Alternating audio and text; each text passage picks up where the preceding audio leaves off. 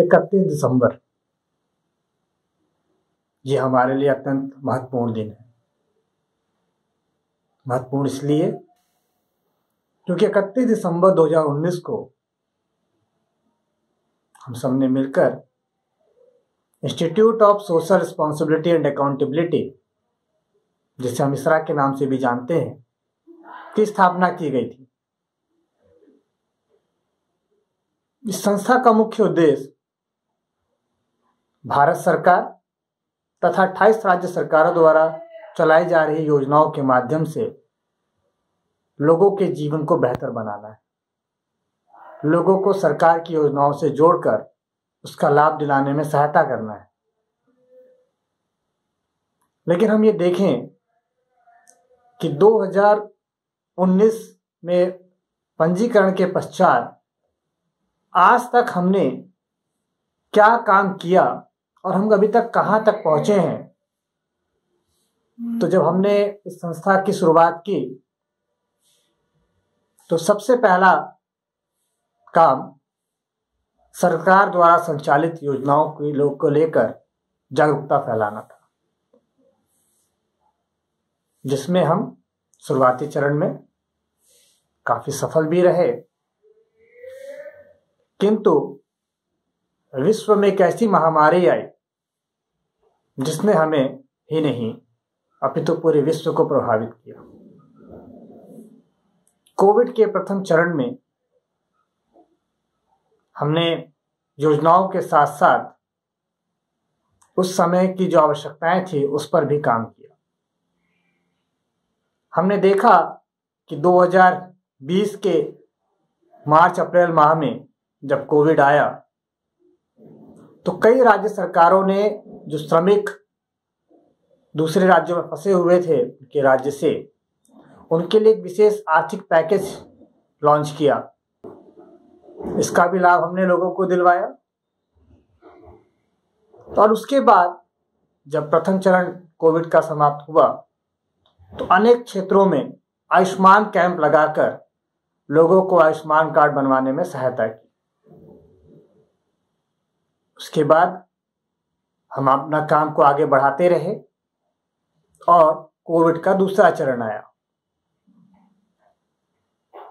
ये एक ऐसा चरण था जिसे याद करके ही अत्यंत पीड़ा होती, किंतु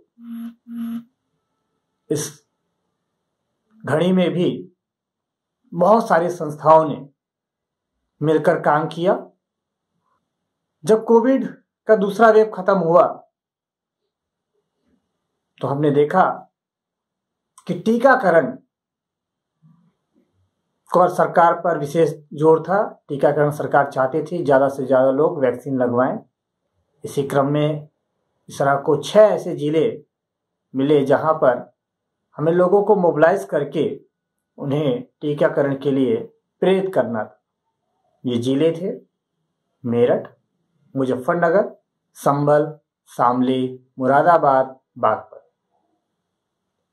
हमारी टीम ने धरातल पर बहुत अच्छा काम किया और 20 दिसंबर 2021 में प्रारंभ हुए हमारे इस प्रोजेक्ट, जिसको हम लोग वैक्सनाओ के नाम से जानते हैं, और 5 अगस्त 2022 तक 1,22,000 से ज्यादा लोगों को घरों से निकालकर टीकाकरण केंद्र तक ले गए और लोगों को टीकाकरण कराने में सहायता प्रदान की।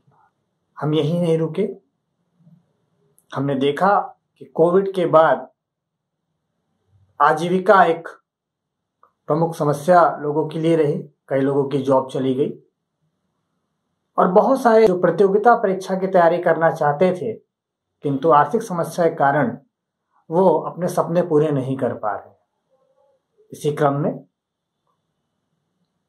मध्य प्रदेश के मंदसौर में तथा हरियाणा के कैथल में 2 सेंटर प्रारंभ हुए, जहां पर आर्थिक रूप से अक्षम बच्चे, जिनके पास इतनी फीस नहीं है कि वो जाकर बड़े शहरों में फीस देकर और वहां रहकर कोचिंग कर सके, वो इन 2 सेंटरों पर आकर मुफ्त में कोचिंग प्राप्त कर सके।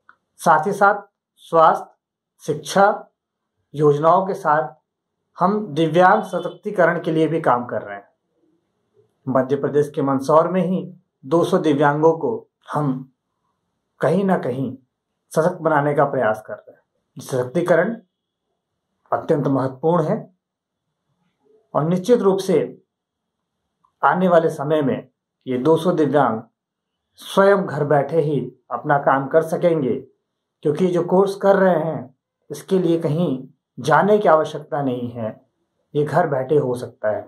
ये कोर्स है MP online, graphic designing, video editing, जो कि हम अपने मोबाइल से घर बैठे बैठे ही कर सकते हैं। तो इस तरह की चीजों को लेकर इसरा लगातार कार्य कर रहा है। बात करें सहकारिता के क्षेत्र में और महिलाओं के सशक्तिकरण को लेकर, तो national cooperative union of India के साथ इसरा मिलकर सेल्फ हेल्प ग्रुप की महिलाओं को न केवल योजनाओं की जानकारी उपलब्ध करा रहा है, बल्कि उनको डिजिटली साक्षर करने का भी काम कर रहा है। तो हम इस 3 साल की यात्रा को अगर देखें तो हमने बहुत सारे काम किए हैं, बहुत सारे काम किए जा सकते थे और बहुत सारे काम किए जाने हैं। अभी केवल एक शुरुआत है, हमें बहुत लंबी यात्रा करनी है, किंतु हम अभी तक जहां पहुंचे हैं इसमें बहुत लोगों का बहुमूल्य योगदान रहा है। इसलिए मैं इस संस्था के शुभचिंतकों, सहयोगियों, संस्थापक सदस्यों, इसरा में काम कर रही team, national cooperative union of India, Covid action collab, Swasti तथा अन्य सहयोगी संस्थाओं का हृदय से आभार व्यक्त करता हूं कि आप सबके सहयोग से ही हम ये काम कर पा रहे हैं। मुझे आशा है कि आपका ये सहयोग इसी प्रकार का बना रहेगा और हम सब मिलकर राष्ट्र के विकास में अपना योगदान देते रहेंगे। धन्यवाद।